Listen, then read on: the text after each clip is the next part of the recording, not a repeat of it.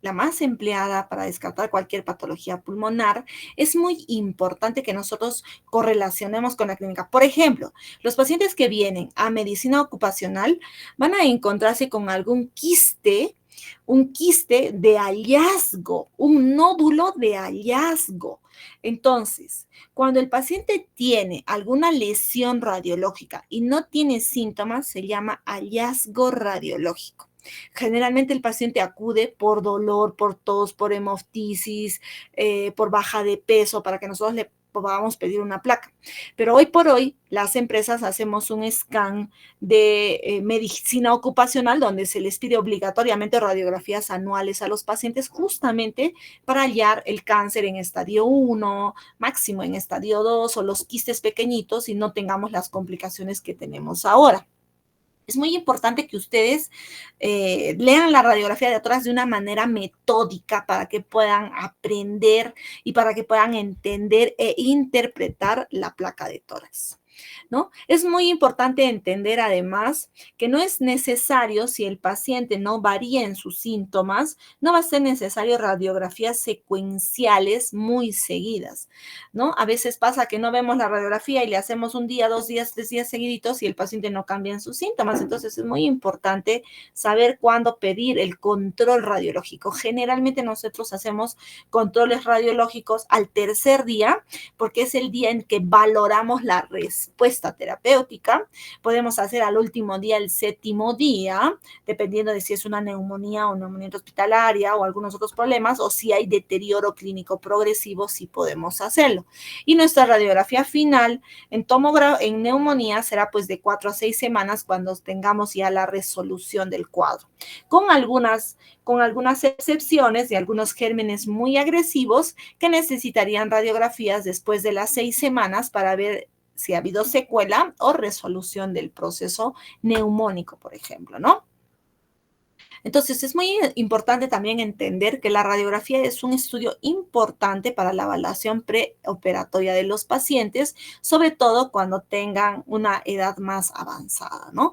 En pacientes jóvenes sin síntomas podemos no pedirlo, sin embargo, como les decía, si nosotros sospechamos en un paciente fumador, en un paciente expuesto a biomasa o en un paciente que tiene otra patología, sí o sí tenemos que pedirle la placa porque podemos hallar alguna otra enfermedad concomitante. Por ejemplo, paciente que viene de Sicuani, 30 años, tiene riesgo de tener quiste hidatídico si tiene perros, porque son zonas de alta endemia de quistes. Y aún no tenga síntomas, si yo lo voy a evaluar en la parte preoperatoria, yo tengo que pedirle una radiografía de tórax, ¿no? Es muy importante en el paciente que mi mamá ha tenido cáncer pulmonar, yo desde los 50 años me tengo que hacer porque hay una alta carga hereditaria del cáncer. O si tengo cáncer en otro órgano que metastatiza rápidamente a pulmón, por ejemplo, cáncer de mama, cáncer de hígado, cáncer de hueso que metastatiza a pulmón rápidamente, cáncer de próstata o cáncer de las gónadas genitales, metastatiza rápidamente a pulmón y nosotros tenemos que pedirle radiografías control seriadas a nuestros pacientes. Entonces, es muy importante entender que la placa de tórax es nuestro primer estudio y tiene muchas indicaciones para poder solicitarse. Vamos a aprender a ver una buena radiografía. Cuando ustedes miren placas, si van a mirar más radiografías, mientras más radiografías sanas y normales miren ustedes van a poder identificar mucho mejor. ¿Ven mi mouse, chicos? Sí, doctora. Ven el más que se mueve, ¿no es cierto? Ya, entonces, miren, para tener una radiografía técnicamente correcta, primero tenemos que valorar que esté centrada. Para nosotros decir que está centrada, vamos a mirar las apófisis espinosas de los cuerpos vertebrales y el extremo proximal de las dos clavículas. Si el extremo proximal de las dos clavículas equidista de la apófisis espinosa, se dice que es una radiografía centrada. Entonces, si la placa está centrada, yo me echo a contar justamente cuántos espacios tenemos, porque normalmente una placa bien inspirada va a ser, ahorita lo vamos a mirar en otra imagen, de 6 a 8 espacios intercostales anteriores para que nosotros digamos que está adecuadamente inspirado. Entonces, la radiografía tiene que estar centrada, adecuadamente inspirada y el paciente tiene que estar parado. Quiere decir que la placa tiene que ser póstero-anterior. Yo no puedo valorar una radiografía correctamente cuando el paciente está echado y le hacemos una placa antero-posterior. Entonces, cuando nosotros demos una orden de radiografía, porque ustedes cuando se sienten conmigo a hacer consulta externa y yo les pida placa de tórax, no me van a preguntar ya qué incidencia le vamos a hacer, porque todas las placas de tórax a nivel internacional son póstero-anteriores. Ustedes tienen que poner radiografía de tórax póstero-anterior. Si nosotros queremos valorar algunas otras enfermedades, vamos a pedirle algunas otras incidencias que ahorita también lo vamos a ver. En toda placa de tórax tenemos que definir 5 densidades y es muy parecida a la tomografía. Tenemos la densidad gas, que es el aire que se ve y se va a ver negro. Todo lo que es negro es aire en el pulmón. Entonces, la densidad gas corresponde al aire que se encuentra en toda la vía aérea. Se puede identificar también tráqueas, bronquios y el parénquima pulmonar. La siguiente es la densidad grasa, que son los planos perialedaños hacia la parrilla costal, la densidad agua, que va a ser el mediastino y las venas, las arterias pulmonares van a ser todas esas líneas blanquecinas que vemos dentro de los campos negruzcos, que es la densidad gas. El calcio o el esqueleto tiene una densidad y la metálica es lo más blanco que se puede ver, ¿no? Entonces, no nos olvidemos de las densidades evaluadas en la radiografía.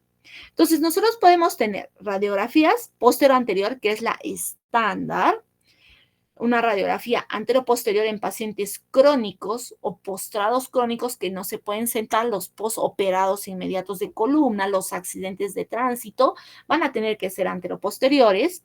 Una placa lateral cuando queremos evaluar ángulos posteriores, la evaluación de retrocardíaca, cuando queremos evaluar también cuando queremos evaluar las lesiones retromediastinales y cuando queremos evaluar diafragmas, podemos complementar a la radiografía posterior-anterior la radiografía lateral.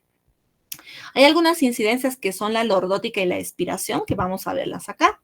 Entonces, la radiografía estándar, como les decía, es postero-anterior. El paciente tiene que padecer, yo me imagino que a varios de ustedes le hacen hecho placa de tórax.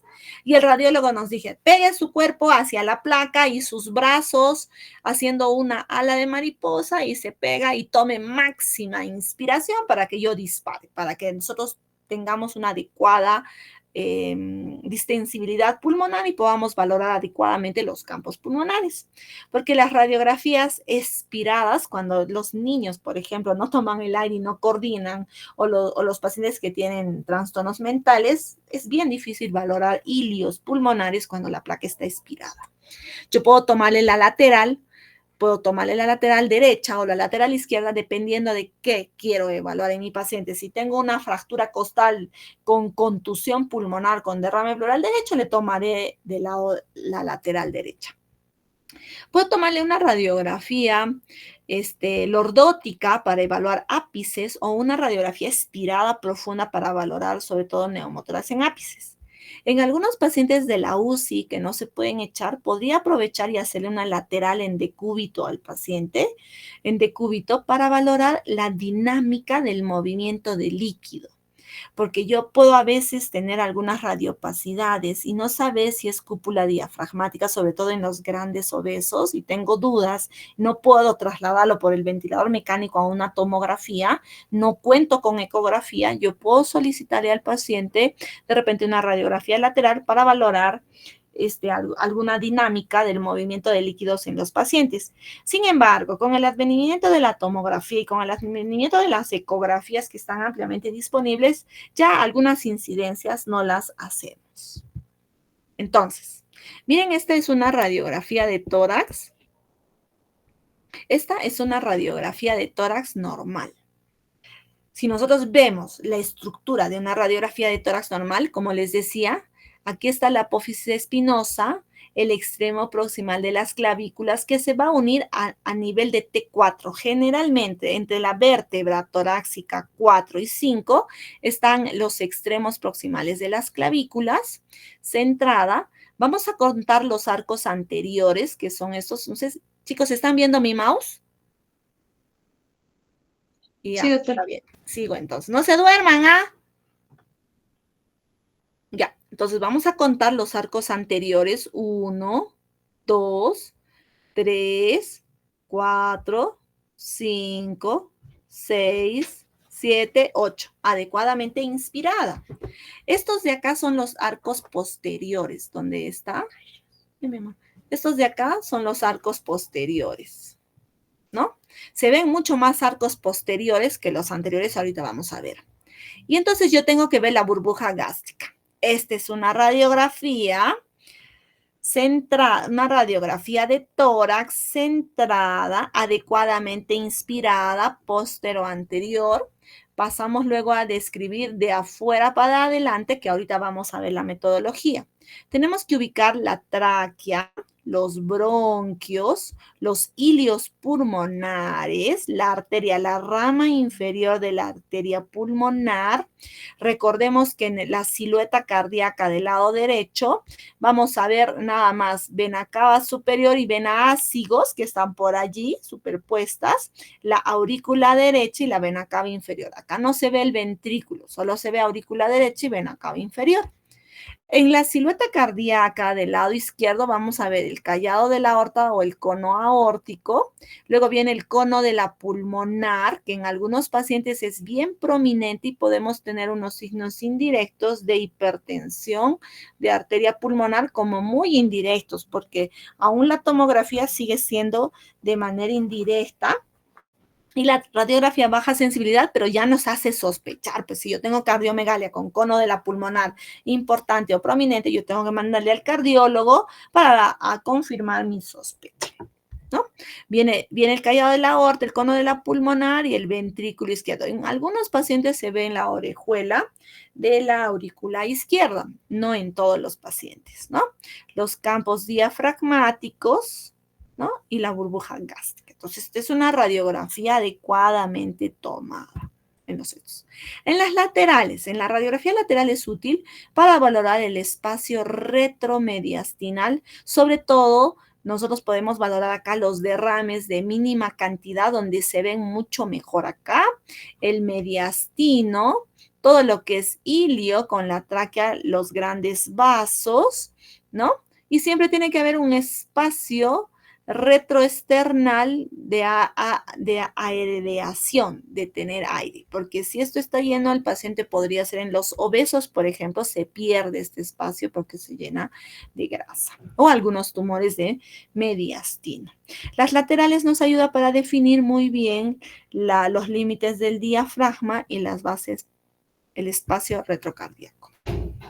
Como les decía, cuando nosotros tenemos una radiografía adecuadamente inspirada, tenemos los arcos costales anteriores de 6 a 8 y los arcos costales posteriores de 8 a 10. Estos son los arcos costales anteriores. Nosotros podemos contar arcos costales anteriores o espacios anteriores, que es este, ¿no? Este sería el primer espacio, segundo espacio, o el primer arco costal, también podemos decirle. Y los posteriores, como les decía, a nivel de T4, T5 se unen el cuarto arco posterior y el quinto arco posterior, y de ahí vemos el tercero, el segundo y el primer arco se superpone casi entre el primer arco anterior y posterior, se superpone. Es bien difícil identificar y saber cuál de estos es el anterior y el posterior porque los dos se superponen, ¿ya? ¿Qué más tenemos que valorar? El índice cardíaco es muy importante porque la placa me va a permitir además ver si es que yo tengo ahí vamos a ver, si es que yo tengo una cardiomegalia. Entonces, vamos a tomar el índice cardíaco, podemos tomar en la mitad del mediastino, podemos hacer una línea continua o la mejor forma es hacer una línea desde la parte más ancha de la silueta cardíaca derecha hacia el medio, que a veces no coincide con la parte más ancha del lado izquierdo, ¿no? Sobre todo el diámetro torácico, para que yo pueda decir que un índice, que el tamaño cardíaco está adecuadamente o está dilatado. Como les decía, las curvas, que ya lo hemos revisado. Ahora, el efecto de la inspiración es muy importante porque cuando yo inspiro, yo puedo ver mejor ilios y ver mejor los campos pulmonares. Pero cuando yo tengo una radiografía expirada en el mismo paciente, miren que se puede ver mediastino ensanchado y no se valora bien la arteria pulmonar ni el ilio, o falsamente indicar que este paciente tiene cardiomegalia o que tiene mediastino ensanchado y luego una angiotomografía. Tengo que valorar, ver el tamaño del paciente. Si yo tengo un paciente obeso porque ellos hipoventilan per se, puedo decir, bueno, así podría ser su placa. Pero si tengo un paciente joven, longilíneo, que está en su adecuado peso, que no es obeso, yo tengo que lograr tener los 8 espacios intercostales para que pueda decir que está adecuadamente inspirado o expirada y no cometer errores en la lectura. Entonces, es muy importante que para la lectura sistemática de la radiografía empecemos de afuera para adentro. Voy a mirar caja torácica y voy a ver si hay alteraciones groseras, por ejemplo, enfisema, por ejemplo, obesidad. Se verá que también podría yo verlo acá. El diafragma es muy importante poder evaluarlo y ahorita vamos a hablar de diafragma, los espacios aéreos, porque generalmente los arcos costales no son horizontalizados. En los pacientes asmáticos, EPOC, o que tienen enfisema pulmonar o atrapamiento de aire, los espacios se van a horizontalizar. Son ligeramente angulados e inclinadas los arcos costales. Vamos a valorar los cilios pulmonares, las estructuras vasculares, el mediastino para finalmente leer los campos pulmonares. Cuando nosotros revisamos la radiografía tenemos que empezar de la base. Entonces tengo que ver de la base todo lo que hay. Miren, por ejemplo, acá en esta radiografía, si yo valoro los campos, acá yo tengo enfisema, porque yo tengo aire en el tejido celular subcutáneo de mi paciente. Entonces yo tengo que ver ese enfisema y además tengo que valorar, así como están las flechitas, desde abajo, cruzar, volver a valorar el otro campo, valorar de manera continua y recta, valorar toda la continuidad del diafragma. Miren cómo acá hay aire subdiafragmático que no le corresponde, probablemente un posoperado que tiene neumoperitoneo. En un posoperado generalmente se ven así, miren cómo se ve. Entonces yo tengo que hacerle el reborde de la silueta a nivel de los mediastinos, tengo que ver todas las pleuras a nivel de todo su reborde, los campos pulmonares, seguir comparando uno por uno y luego comparar ápice derecho con ápice izquierdo, la parte de lóbulos superiores con lóbulos superiores, la parte media y la parte final, para que yo pueda lecturar una radiografía rápidamente y no se nos pase, ¿no? Otras incidencias que son muy importantes son las radiografías oblicuas, que nos van a permitir ver las fracturas costales que no los vemos y también algunos artefactos o algunas lesiones pulmonares que podamos tener. Entonces, cuando yo tengo un accidente de tránsito, yo no solamente voy a pedir una radiografía, si tengo un hematoma en mi pared torácica o una escoriación, yo puedo pedirle además unas radiografías oblicuas y laterales. La oblicuo no es exactamente la misma lateral, la incidencia es un poquito. Yo puedo pedir oblicuas o unas laterales o incluso las dos. Quiero que me tomen la lateral, la postero anterior y la oblicua del lado derecho, digamos. Entonces ya el radiólogo nos hace las incidencias que nosotros queremos y le vamos a pedir a nuestro paciente. Porque no siempre es fácil, se puede identificar las fracturas costales, pero en las placas oblicuas sí es mucho mejor identificar cuántas fracturas costales tenemos. Entonces, recordemos que nuestra incidencia básica va a ser la postero anterior, su complemento las laterales, algunas incidencias, como les decía, las oblicuas, también nos permiten ver ilios pulmonares, pleura y parrilla costal. La lordótica y en expiración nos van a permitir ver sobre todo vértices pulmonares y en decúbitos laterales o decúbito echado y lateral para algunos pacientes que ya les decía. Entonces, por ejemplo, la lordótica me va a permitir lo que yo acá no puedo valorarlo bien, yo le pido en una posición lordótica al paciente y puedo valorar mejor ápices, ¿no?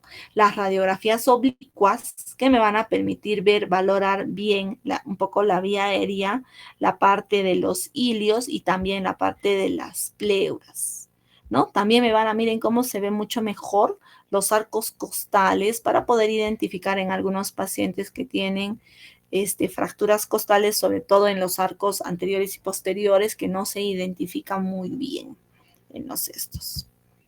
Bien, además tenemos que evaluar las partes blandas extrapulmonares, como son las mamas en el sexo femenino. Por ejemplo, acá tenemos 2 lesiones nodulares y si yo no estoy atenta a que es mujer y que tiene un compromiso bilateral, yo puedo diagnosticarle un nódulo pulmonar al paciente y pedirle falsas tomografías, ¿no? Entonces, en las pacientes mujeres, sobre todo, evaluar también la presencia de los pezones, y sobre todo algunos otros artefactos, como por ejemplo las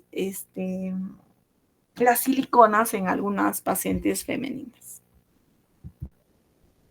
Entonces, ¿qué vamos a valorar en el pulmón? Después de ver todo el componente externo de la placa de tórax, ahora vamos a ver qué quiero yo valorar en el pulmón. Tiene el espacio aéreo pulmonar, se debe ver, como ya les dice, de una estructura negruzca. Tengo que ver condensaciones, tengo que ver si hay atelectasias, si hay un hemitórax opaco, nódulos y masas, lesiones intersticiales, tal vez cavitarias y quísticas, calcificaciones o si tiene mucha hiperclaridad pulmonar. Entonces, cuando yo veo una radiografía así, después de haber lecturado la parte periférica, después de ver si está centrado y el paciente está PA, la placa de tórax, y está adecuadamente inspirada, paso a leer mis campos pulmonares. Después de mis campos pulmonares voy a ver acá, por ejemplo, todo mi placa de tórax dentro de la estructura vascular. Miren cómo son infiltrados blancos, se ve blancos, algodonosos. Yo este infiltrado le puedo llamar un infiltrado alveolar en parches difuso a predominio de lóbulos inferiores o de tercios inferiores, con escasa de repente por acá obturación de ángulo, bueno, aunque no totalmente está obturado, pero, o puedo decir una radioopacidad heterogénea con infiltrados alveolares difusos en parches, ambos campos pulmonares.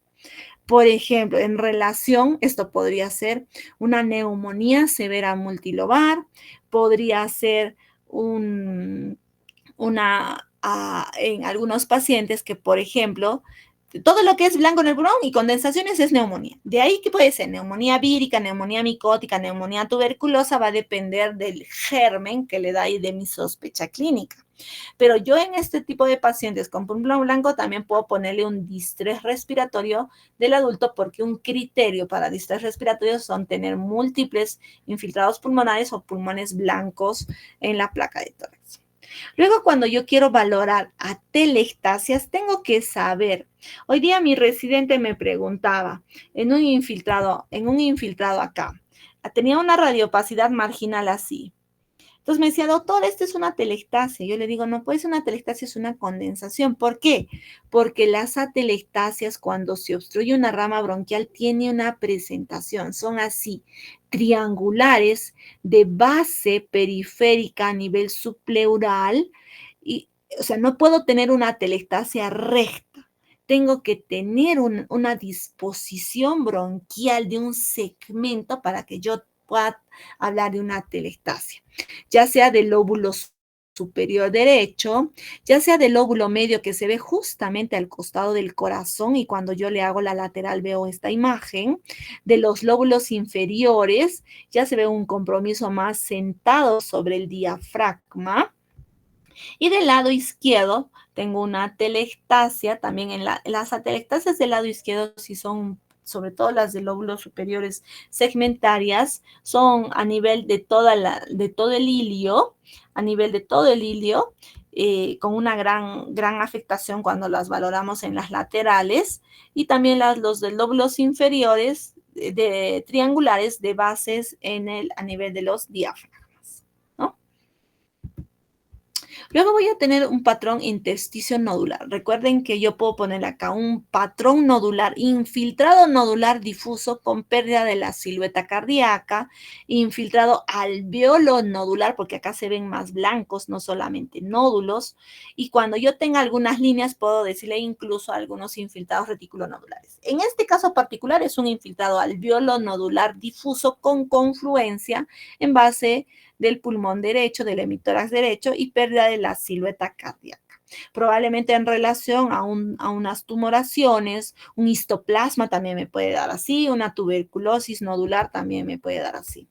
Cuando nosotros vemos líneas e infiltrados reticulares, que podría ser netamente de la fibrosis, o cuando yo tengo aumento del hilio, yo puedo definir como líneas A o B de Carle, sobre todo en la insuficiencia cardíaca. En la insuficiencia cardíaca se ve un hilio prominente, hilio fugal, ya no llega a la periferia. Cuando nosotros vemos infiltrados en la periferia, hablamos un poco más de fibrosis. Cuando vemos infiltrados iliofugales, podemos hablar de patología cardíaca o incluso de algunas colagenopatías en alas de mariposa. Más infiltrados, acá yo puedo tener un infiltrado alveolo reticular, hay algunos parchados blancos con algunas líneas. Acá hay más líneas, podría decirse también reticular y con consolidaciones en parches. Un pulmón que no tiene infiltrado, un pulmón que tiene mayor infiltrado y si vemos son infiltrados nodulares, podría decirle incluso alveolo nodulares en la radiografía de tórax de los pacientes. Si yo veo solo líneas y no hay consolidaciones, podría tratarse de un EPID, pero recuerden que algunas fases del EPID hacen neumonía organizada criptogénica que se confunde con la neumonía y para eso es mi tomografía. Yo tengo que valorar posteriormente a los infiltrados también los ilios, ¿no? Cuando yo valoro ilio, la arteria pulmonar, la rama inferior de la arteria pulmonar, del lóbulo medio y del lóbulo superior. El ilio izquierdo está un poquito más arriba del ilio derecho, más o menos 1 centímetro, 0.5 centímetros por encima del ilio. A veces es más prominente con la rama inferior del lado izquierdo, pero es difícil valorar netamente la patología iliar. Esta es la rama inferior de la arteria pulmonar, que es la que más reconocemos, y luego son ilios.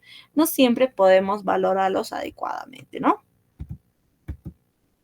Yo puedo tener edema en alas de mariposa, iliofugales, lo que les decía, ¿no? Yo puedo tener una gran dilatación de mis vasos y luego tener mayores infiltrados en alas de mariposa, como por ejemplo lo vemos acá en algunos pacientes que tienen hemorragia alveolar difusa o mucho más compatible con un distrés respiratorio del adulto.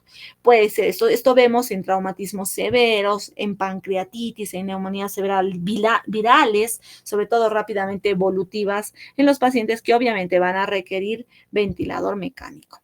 Yo puedo tener un aumento severo de la vasculatura, sobre todo en hipertensión pulmonar, en el síndrome hepatopulmonar con neovascularización en los pacientes cirróticos. También puedo tener una hipervasculatura en muchos de ellos, en falla cardíaca derecha. Una disminución severa de la vasculatura, por ejemplo, en el tromboembolismo pulmonar bilateral, con zonas hiperclaras, con áreas de enfisema pulmonar severo, hiperclaro y también hipovascularizado a veces. Como les decía, los diafragmas vamos a valorarlos en toda su longitud. Vamos a ver la base del corazón, el diafragma, ¿no? El diafragma derecho está cuando yo veo la placa lateral, el diafragma derecho está por encima del diafragma izquierdo. Es muy importante hacer el recorrido de los dos diafragmas.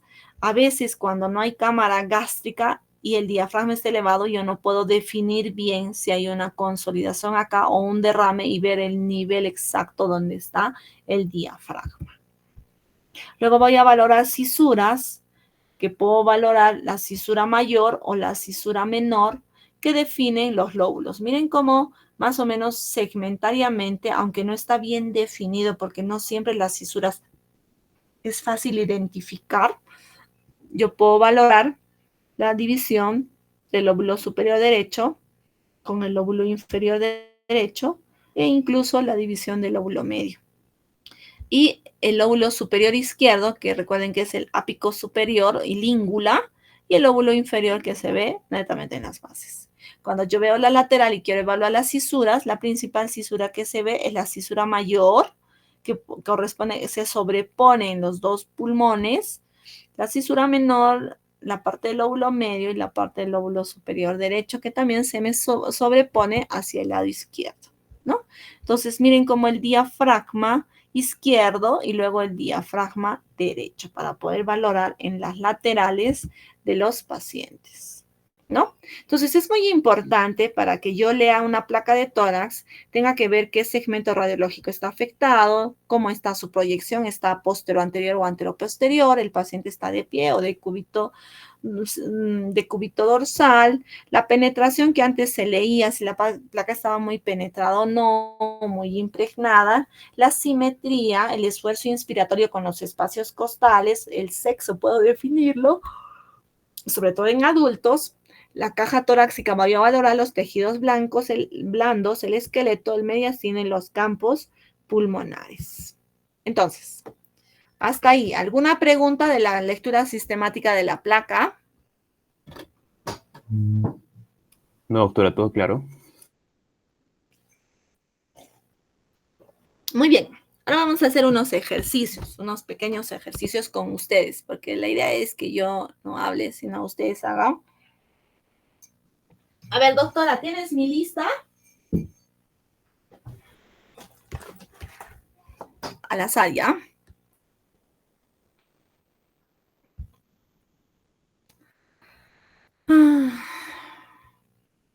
Espérenme un ratito. No, espérenme. Ya. A ver, Brian. Brian, Sí, ¿está sí, doctora. presente? Sí, doctora, buenas tardes. Presente. Hola, Brian. ¿Ya has llevado neumología? Sí, doctora, con el doctor Chumbiraico. Con el Semiología respiratoria, sí. Ya, semio. Está muy bien. Se ha perdido mi...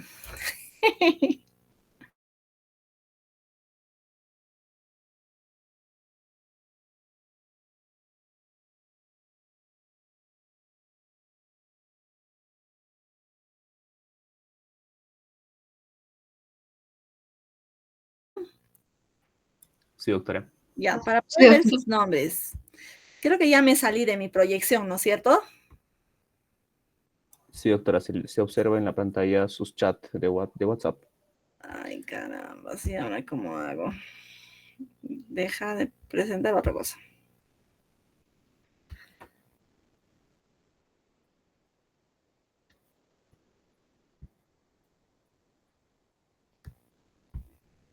Sí, está bien. Espérenme. Ya vayan mirando todas las imágenes, ¿ah? Que mi gatito está